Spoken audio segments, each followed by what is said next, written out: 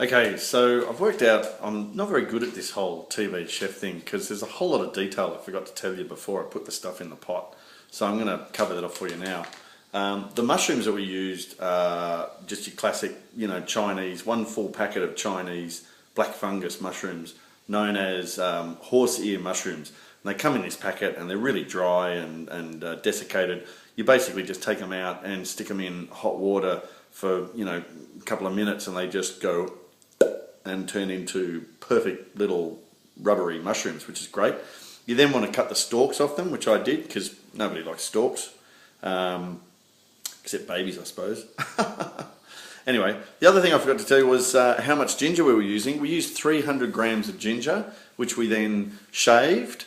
We then put the blocks of shaved ginger, which I sort of cut into little squares about that big, put that into the blender with about a cup and a half of water and just blended it until it was like just a mashy, porridgey goop, and then put that through a really fine sieve with one of those rubber dinglings that you get in the kitchen just to force all the water out, all the juice out, and all you're trying to do is separate the ginger juice from the ginger pulp.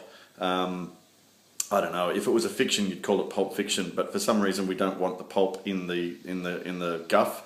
We want just the liquid. So that's about all I think I didn't tell you, other than, did I mention you've got to put 2 cups of brandy in? And when you're cooking with brandy, you're cooking with brandy.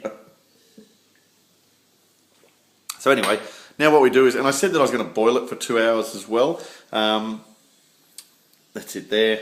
I'm not going to boil it for 2 hours. I cooked it and I heated it until it was boiling, and then I'd take it down to a simmer, and then we simmer it for 2 hours or thereabouts. I suppose the idea is that it's going to draw all the goodness out of that brandy. It's probably going to take most of the alcohol away, I would imagine, but leave a very nice taste in there. All the other bits are really all designed to help the young mum after birth, help her body recuperate over the 3 or 4 or 5, maybe a week after. So what we've done here is we've made enough for 2 or 3 servings, and this is specifically for Din to eat. So not quite sure where the brandy comes into it though, but what the hell. I think that's more of a chef's invention. Hope that works for you.